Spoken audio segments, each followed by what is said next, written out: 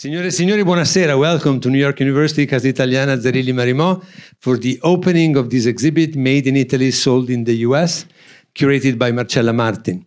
And to open this exhibit, aside from the possibility to see both the magazines, Attenzione, because the whole exhibit revolves around this short-lived magazine, of which Antony Shugaar was part as editor. And we thank him for being here with us tonight. And there are pieces of clothing and accessories. And these are part of a collaboration that Marcella established with another part of NYU, that is the Steiner School. They have a master in Visual Culture Costume Studies. Visual Costume Culture Studies. And we thank them very, very deeply because, as you know, clothes and other items like that are very difficult to preserve. They're a challenge in museums in general, so it's very difficult to put your hands on them and have them on loan in an institution like ours. So we are fortunate to have a few pieces, very interesting pieces, and some of them are also borrowed from private collections, and we thank the people who kindly let us have them for the occasion. Made in Italy, as you know, it's a brand in and of itself. There is much written about it. There are books and books about it. And Attenzione captured somehow the beginning of this trend and of this phenomenon, social, economic phenomenon in the US. And so I would like to ask Marcella first to tell us, how did you have the idea of concentrating on this magazine and especially of proposing this exhibit? Truth be told, Marcella is a PhD candidate in this department, so her studies, her areas of interest are very well known to us. But she had the bold idea of proposing an entire exhibit revolving around this. So how was the idea born? Well, the idea was initially not so big. The idea initially was only to display the magazines, and then when it grew, because it became a reality. Once I got the go-ahead, we decided to explore the possibility of including garments from the costume study collection. And they said yes. So thank you to Nancy and Rachel for allowing us to put them on display. The idea for the exhibition started in a class in 2016. It was one of the first classes that I took in my PhD. It was a class on Italy and the US. And I just so happened to come across a mention of this magazine, Attenzione, and I began researching it. I began reading the magazine at the libraries at Penn. And it was fascinating. It was a magazine that talked about a variety of topics relating to Italy and Italian American culture, but it was very sort of elite in the approach that it took to these topics. And of course, because of my background in fashion studies, I was particularly taken with how the magazine described and approached fashion, which was unique, I think, for the time. This magazine was published between 1979 and 1987, so the very beginning of the Made in Italy phenomenon in the US. And it prioritized the careers of Italian designers. So it wasn't just about displaying the spring collections. It was about who is Giorgio Armani, who is Gianni Versace. And some of these interviews that the magazine did with these figures are very, very early in their careers. Armani begins in the 70s, and in December 1979, it's only the 5th issue of the magazine, and yet they have an interview profiling Armani. So it was very unique in that way. And the idea to display it was because I had it. So you own the collection. Yes. I own the magazine because when I was doing the research at Penn, there was only Penn and I think one other library in the US that had the full run of the magazine. So I decided to Google the magazine. I found it on eBay and I decided to purchase it. I didn't know if I was ever going to do research in it again or what purpose it would serve to me, but it was there, and I figured, you know what, why not? It was the full run. If it wasn't the full run, I would have said, I don't know, but it was the full run, and so yeah, so it's there. And Anthony, a question for you that is very natural. What was it like to work for Attenzione? What was Attenzione, in the words of somebody who worked there? Well, that's not an easy question to answer, and notoriously fish don't have a word for water. So I worked at Attenzione. Attenzione was a job, and I think that was true for a lot of the journalists who worked there. But the moment that I entered Attenzione was a moment of crisis. And I think that Attenzione was a magazine that, with all the incredibly wonderful stuff that it did, it also lurched from crisis to crisis. And I think during this conversation, we can talk about some of the reasons for that. But one of the basic ones was ownership. A very interesting and powerful entrepreneur named Gino Paolucci, who was very Italian-American, so that Gino was spelled J-E-N-O.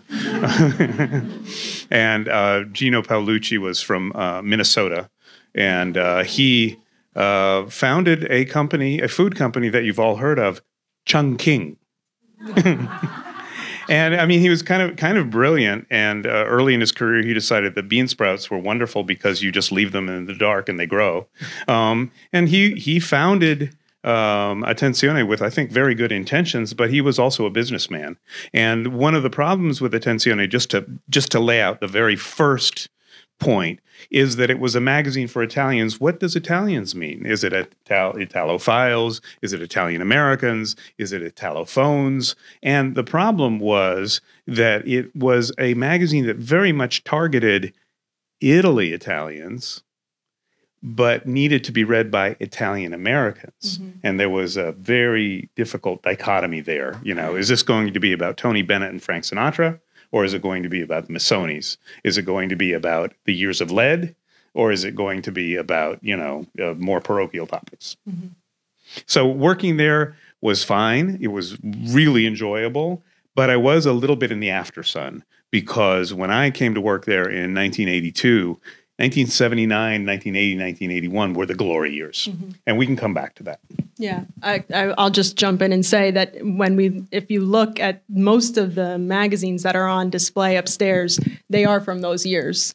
That was the years when there was primarily these profiles being done. Sorry, Tony. You just had There is a couple from 83. Thank you. But then as far as fashion goes, it becomes these spreads of, what's happening in Milan fashion, whatever year. There are still some profiles that happen, but one of the things that's interesting too is who's not in the magazine. In terms of which designers are not in the magazine, and it's those later designers. So, but you and I, when we've kind of talked a little bit about the magazine, some of the things that we had been mentioning was, why did the magazine fail? And so you kind of touched on that a little bit, but I think there's also a bigger story in terms of the content of the magazine. And it's reflected in that shift from profiles to more general coverage. Do you want to talk a little bit about? To more general coverage, to talk about fashion or other topics? Other topics. Yeah, okay. Because one of the first things I want to say is the magazine had incredible art directors. Yeah. Paul Hardy, Miles Abernethy, and Marlo Goodson. They were world-class. Paul Hardy learned from Kit Hinrichs, who is a very renowned designer. And one of the things that Miles Abernethy said when I interviewed him recently was, he said, I always felt like it should have been more about the fashion and less about the stories behind the fashion, which is kind of an interesting. Yeah. And so there was a team of world-class journalists, Glenda Blair, Charles Mann, Stephen Hall. These are important names. These are people who did significant work, wrote books or major names, and Don Dewey, the editor, and they wanted to do a certain kind of journalism, And I'm not sure that the publisher was always happy with that. That's Letta Sanford, or Letta Giovanetti Sanford, who's an Italian, who was born in Tuscany but raised in New York. So there was a push and pull. There was a tension between the desire to do really good journalism and the desire to sell magazines. Yeah. Can you speak a little bit more about that and some of the recent interviews that you've done? It was very interesting to talk to people. So Glenda Blair is someone who's written important books, including one or possibly more than one about Donald Trump. She talked a little bit about the two markets, about the Italian-American market and the Italian-Italian market. And she said, you know, we kind of felt that that to write about Italians was much more interesting. They were more glamorous. And she said something that, it's just I have to quote it. And she said, and the Italians kind of felt like when the Italian Americans, you know, wanted to have their share of the magazine, it was kind of like lasagna land speaks up. That was the phrase that she said. And it's hurtful, but it does express the tension between what is Italian culture and what is Italian American culture and what is the topic and who are the audience.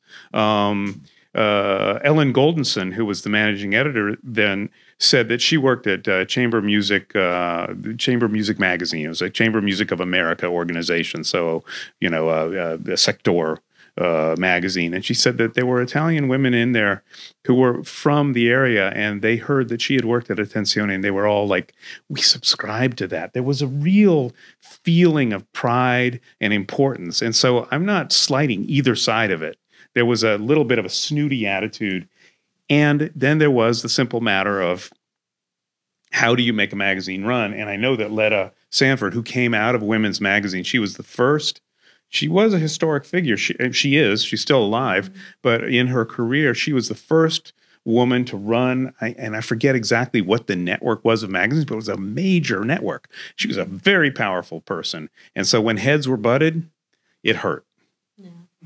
One of the things that I have often said when I describe sort of the audience for this magazine is that it captured a very unique moment in the trajectory of Italian Americans, in that it captured the moment. I hesitate to use the word assimilation, but I don't know if I could think of another way to put it. But really that moment in which, in terms of affluence, in terms of education, Italian Americans maybe become more American.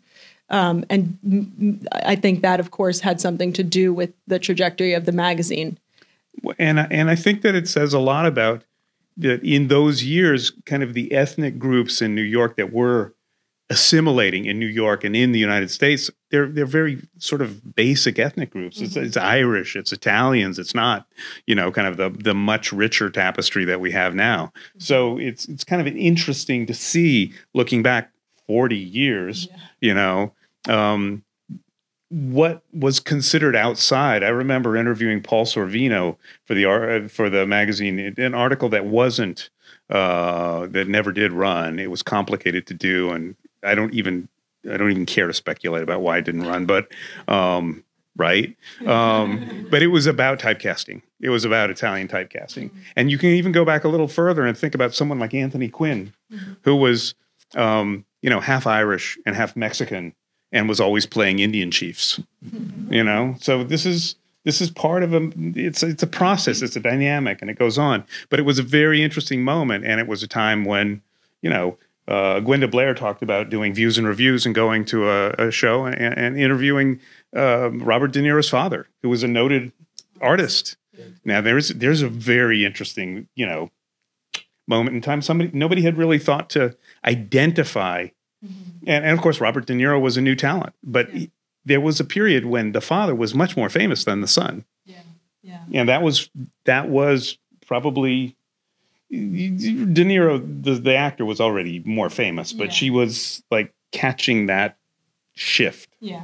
Well, the magazine, I think, in Views and Reviews, which was a section of the magazine, a round of short pieces, right? Yeah, but in other parts of the magazine too, there was often insight into topics that were not the popular topics. Like one of the things that I noticed recently going back through the magazine, in every travel issue, Florence is not mentioned once. There's no travel coverage of Florence. And so why? Probably because Travel and Leisure was already covering Florence. So let's talk about Sardinia. Right. So it's interesting to see those omissions. Yes. So what was covered, but also what wasn't covered. Well, I'm not sure about what wasn't covered, but some of the stuff that was covered. Ron Chernow, a very noted biographer and writer, wrote a piece about it was a Teamsters. It was an Italian who was doing kind of on the side of the angels in the Teamsters, which was very difficult to be. There was interesting coverage by Lorenzo Carcaterra, who wrote books that became major motion pictures about the state of the lira. The lira, by the way, for those who don't know. But there was coverage of the years of lead. There was coverage of, all manner of things. And there was excellent food writing, excellent wine writing, coverage of spas. It was a very interesting mix. I was going to say, I'm staying here at the Washington Square Hotel, which was originally in its less, illustrious days, the Hotel Earl. But much earlier than that, it was in the 1920s. The Hotel Earl was a very fancy place. P.G. Wodehouse stayed there. P.G. Wodehouse did something, and I'm not just mentioning this because he's funny. He portrayed a world that he knew, which was the world of the English country house, the fancy estate. And he portrayed that world with great, unswerving, balance. He knew how to do it. There were no complications. Attenzione was the opposite. They were trying to portray a very complicated and heterogeneous, Italy. It's not one country. Right. And Italian Americans, that just gets more complicated. Right, certainly. And, it's funny because one of the things that stands out about the fashion coverage is that maybe that was one of the stronger, more consistent areas that the magazine covered. And so when we were talking about what we were going to say tonight, one of the things that we wanted to mention was the beginning of those very early years of bringing Italian goods and Italian fashion into the U.S. With the exhibition Italy at Work. That's really interesting stuff. Talk about it, yeah. So that exhibition traveled around the U.S. from 1950 to 1953. It was the post-war. And what was it called? Italy at Work, Her Renaissance and Design Today. And it was the first time in the post-war that Italian design, Italian fashion had been exhibited in the U.S. It was somewhat commercial as far as exhibition goes because most of the material that was in the exhibition was also for sale. It included things as varied as Lambretta scooter and Ferragamo shoes. But that was a very early moment in Made in Italy history, let's say. Even predates it, right? It's a sort of precursor. Yeah. The title of the exhibit again? Italy at Work, Her Renaissance and Design Today. It was mostly on the craftsmanship. Yes. And it's this very early moment of Made in Italy goods making their way to an American audience. And also because as part of the exhibition, in some cities, it traveled to 13 cities around the U.S., but in some cities, they actually paired with department stores. So that way, some of the goods that were on display in the museum could also be purchased. But as part of that history, it's really not until the 70s that Made in Italy becomes the phenomenon that it is. Can you tell us a little bit about the magazine landscape in the 70s before Attenzione came onto the scene? Sure. And that's a little complicated. I'm happy to do that. The one thing I do want to say is there's kind of a model in the development of Italy. There's a famous saying that now we've made Italy, we kind of have to make the Italians.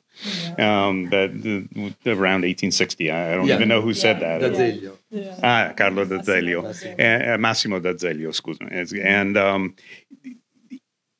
now, if you look at the early history of the Italian fashion industry, it was now that we've made some Italian fashion designers, we have to make the industry. And in a way, if you think about the way it really works, behind all these names, Armani, Missoni, is GFT. Yes. This giant MGM of production, and the individual designers are trotted out as the stars, but there's actually a very sophisticated industry behind it, and there was in the 1970s and 1980s. In terms of what there was in publishing, which is something that they did before they had the internet, there's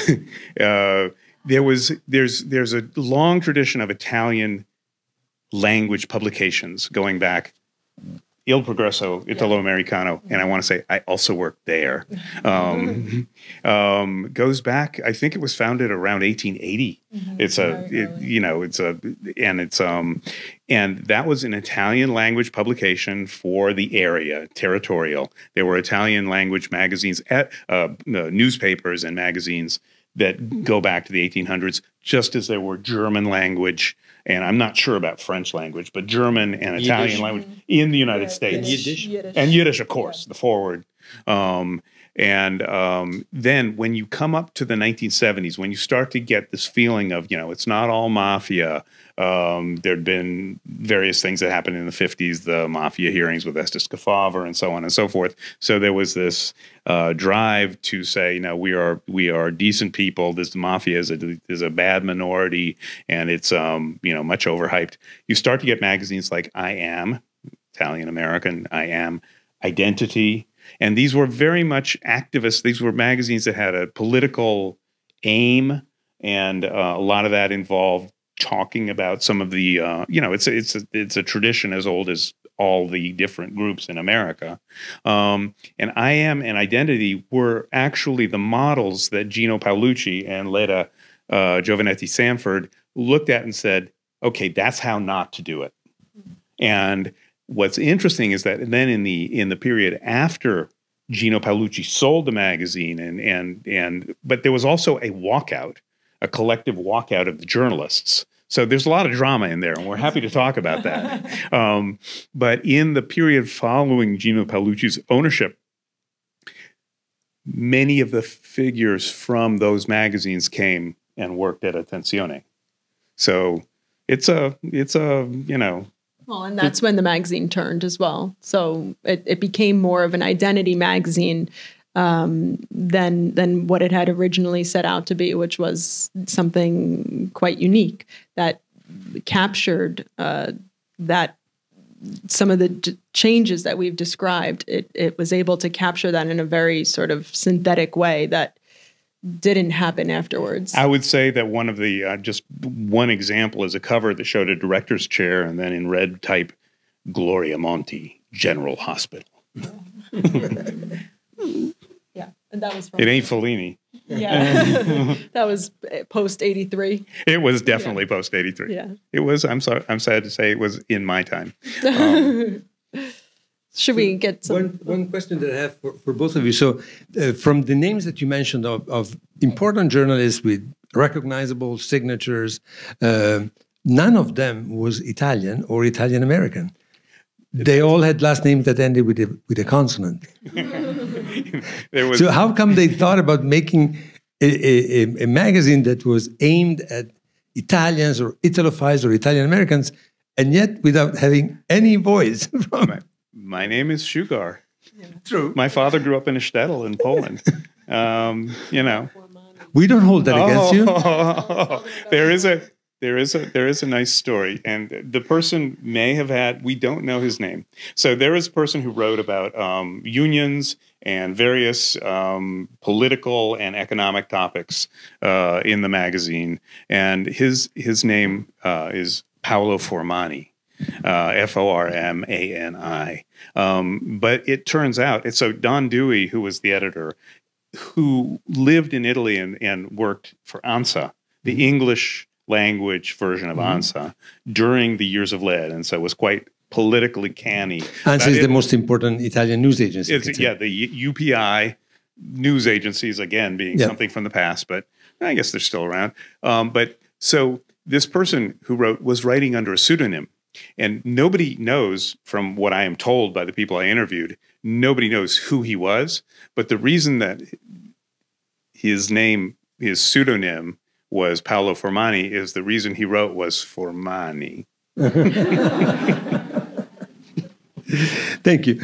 This was a fascinating conversation between the two of you. I knew it would be. And it's very interesting to me also how from a short-lived magazine, there are so many different stories that are intersected there. Of course, we chose to emphasize the fashion aspect because we know it's a big draw, and many of you probably would not be here if there wasn't the word fashion. But it is for us a way to delve deep into a slice of Italian and Italian-American history, readership, building of an identity, assimilation or not, and these other issues. Now, if there are any questions from the audience, we'd be happy to. Yes, back there. Is your study of the magazine going to be a part of the dissertation? That's a good question. Actually, no. Well, my dissertation looks at contemporary Italian art and fashion. So fashion is certainly there, but the magazine is a little bit earlier, believe it or not, than the exhibitions that I'm looking at. So no, I wish it was, because that would be some work done, but no, it's not. And Marcella was just awarded a very prestigious fellowship for next year at CIMA, nearby the Center for Italian Modern Arts. And that's also an occasion for us to congratulate her for having achieved this. Other question, I also wanted to mention that Antony Shugaar is now the American editor of FMR, the famous Franco Mariachi magazine that has been revived, and it's as beautiful as ever, and it's a class act. It really is. And it's interesting because it was interviewing Franco Mariachi. I was interviewing Franco Mariachi for Attenzione when I first met him, and halfway through the interview, weirdly, it turned around and he was interviewing me. To give you a job. Which is something that happened to him, yes. The late Franco Mariachi. Yes. How big was the circulation of Attenzione? How big was the circulation of Attenzione? I do not know. I think that it was you. No, I don't know the exact figure, but I know that in the New York Times article, when the magazine was sold in '82, they mentioned that they were hoping for a circulation of 250,000, which is pretty decent numbers. Yeah. And they had some pretty big advertisers. I mean, yeah. But to run a magazine, just to give a sense of it, at one point, Leda Sanford was talking about getting a $300,000 loan, I believe, to run the magazine, and a friend of hers, an advisor, said, "You will be able to run it for 3 months on that." So that just gives you some idea of what kind of money was required. I think we have Joe Shora from the Calendar Institute. Please, Joe. I just want to thank you so much for this exhibit and this talk. I mean, I've been saying for some time now, Tenzioni Magazine needs, if not a dissertation, a full-length, serious article. And these interviews that you've been doing, Antony, are they going to be published somewhere? Are you thinking about organizing them in any way? Well, as Marcella said about her collection of Attenciones, and that's why she did, they were there. It's, when you have a hammer, you start looking around for nails. So, yeah, maybe. I just want to say one other thing. I've written about this elsewhere about Attenzioni Magazine, that I would suggest that it was less about assimilation, but about a reworking of Italian-American Italian identity, in which the Made from Italy brand and all things of elite Italianness was being absorbed into a finally achieved middle-class status. Yes. So for a large degree, it was about Italian-American ethnic identity through the lens of consumerism. Yes.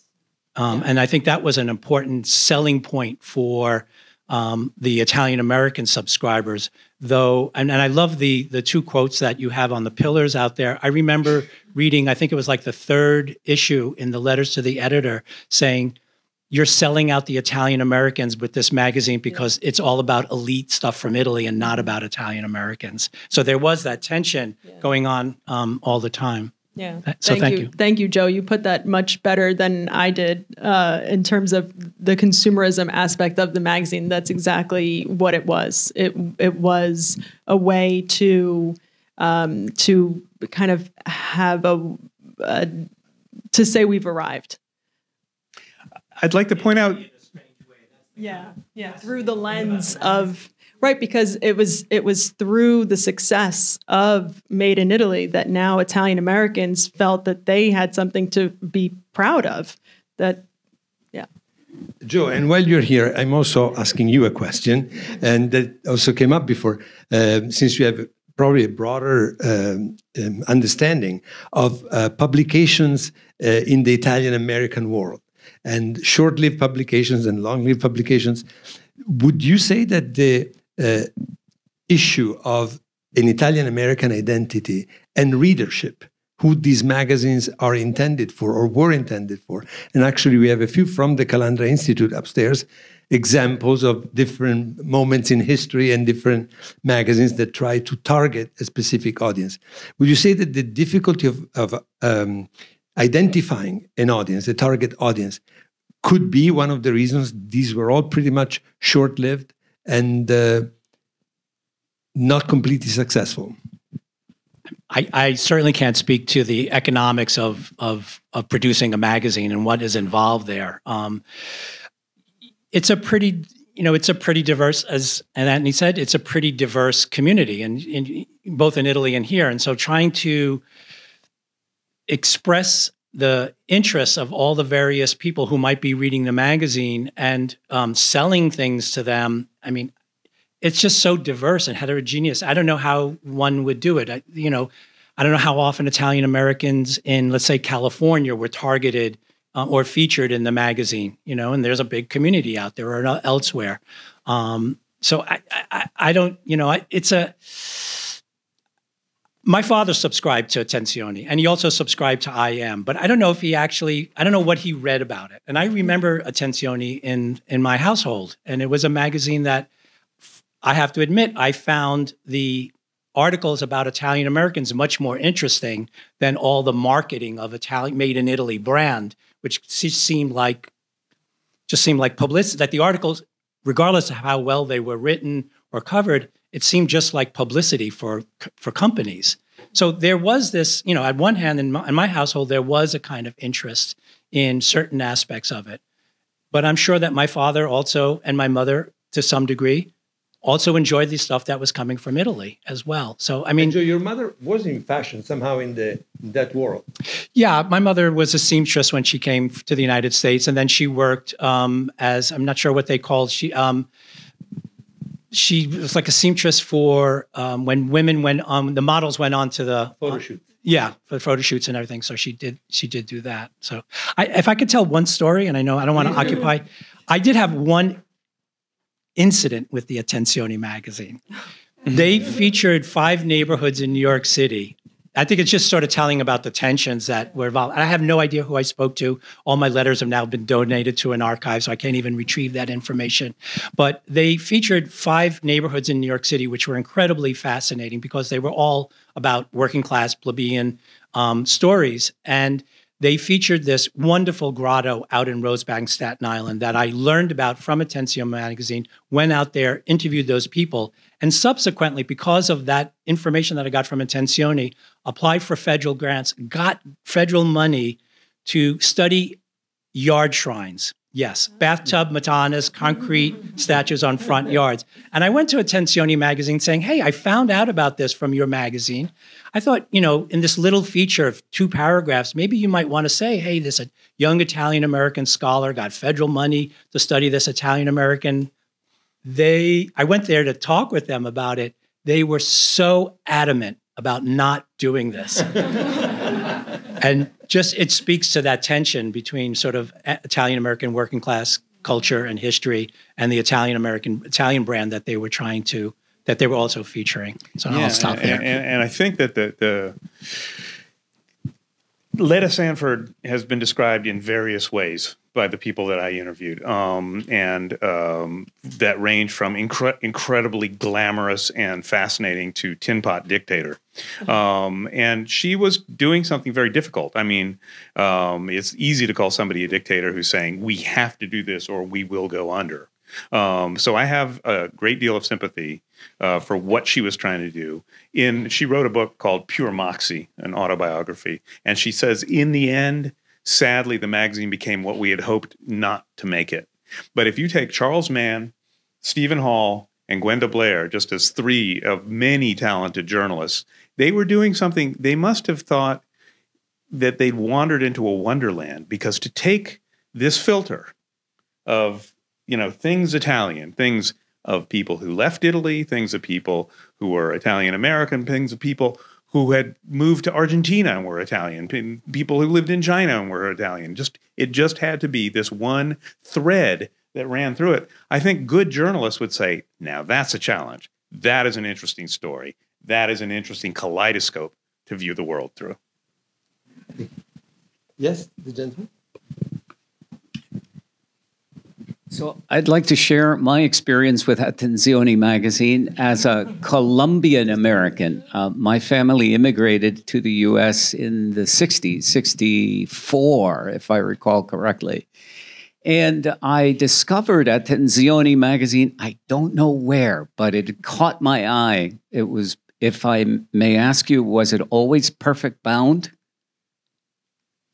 And that means that, if you could explain what perfect bound means. Well, it's not Smythe Zone. Sorry? Not Smythe Zone. So perfect bound is... What I meant is that it wasn't saddle stitched. That's Smythe Zone. Saddle stitched. So which was it at the time? And I don't really know, but I can say this. There's an interesting detail here. Paul Hardy, who was the art director, and he won the magazine publishing award, and his deputy, Miles Abernethy, were both Mormons from Utah. So go figure. So you talk about people who don't have an O on the end of their name. I don't think there's an O in any of their names. So I just wanted to finish the thought, and that is that the magazine caught my eye as an immigrant. I'm not Italian, but it was beautifully done. It attracted my eye because it felt like it spoke to something immigrant.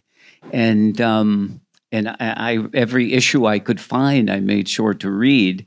And then I just wanted to add that I work in the magazine business now with a magazine called Latino Magazine, which goes to opinion-leading U.S. Hispanics. And a magazine's life is very driven by the advertisers. So if you're not courting them, making sure that you're delivering the audience they want to reach, your days are counted. So I didn't want to end on such a grave note, but I thought I'd share that. Any journalist has encountered, that it's too narrow. Oh, that's interesting, but it's too narrow. Right. So the broader the topic, in some ways, maybe the less interesting it is. There's a dynamic, there's a tension there that is, they were finding amazingly interesting stories, but those stories weren't of wide enough interest. Right. Yeah, it's a tricky business, but I want to compliment you for the work with Attenzione. It always got my attention. Except for that time I answered Joseph Shora. And one last question. Who bought it? Oh, that was me. Oh, who bought it? The magazine, Attenzione. Well, actually, many meanings to about a magazine, right? Yeah. I'm sorry. There are many meanings. There are many meanings to buy it, but and both are true. You did buy it. I did buy it. She bought it, and I actually was working at Il Progresso Italo Americano. I had just gotten out of Columbia Journalism School, and the magazine traded hands. Nobody knew who was behind it. They did know it was something called Atom Publications, and the New York Times later reported on this after I had done my reporting, and it was I was able to find out that Atom Publications was owned by Alan D'Ambrosio, an international lawyer. And I finally wound up speaking to Alan D'Ambrosio, and he's like, "Oh, you made your way to me." And then Attenzione hired me, the magazine that he had just bought. So I don't know. I wasn't going to ask questions. But in the hallways of Attenzione, I later met Pietro Longo, who was an Italian politician, the head of the Social Democratic Party. Maybe not one of the most illustrious Italian politicians that ever was. But around that time, the vote was extended to Italians living outside of Italy. And suddenly, the political parties found a great deal of interest in putting money into publications intended for Italians outside of Italy. So that is maybe the rather inglorious answer. We are Thank you. covering more and more stuff. You see, after Yes. beneath fashion. We have time for one more question, and then we continue our celebration upstairs. Any more questions? Yes? What are a few of the big takeaways from doing this research? Why does the magazine matter today? What messages can we take from it that are relevant today? Any lessons learned? Well, I will say that one of the most important messages was beautifully summarized by Joe when he mentioned that this was, it's a view into a moment in Italian-American history, really. It's a moment at the early 80s when consumerism becomes a vehicle for something else. And so I think the value in bringing that out today is to highlight another side of Made in Italy. And it's not just the glamour of Made in Italy, but it's that gleaned cultural capital that happens when something becomes accepted at a very sort of wide, for a broad audience. And that's what happened with Made in Italy fashion. And it was a benefit for Italians, and it was a benefit for Italian Americans as well. And so for me, that was what inspired the research that went into the magazine, but it's also a history that I think is important to tell. Very good. I think this discussion was lively, entertaining, and very informative about things that many of us had no idea of. So thank you very much for the insights you provided. Thank you. Thank you. Thank you, Antony. Thank you, Marcella Martin, curator of the exhibit. And Antony, we have a rendezvous with you because we want to talk about FMR. Okay. Huh? Happy. Very good. Thank you. Enjoy the rest of the evening.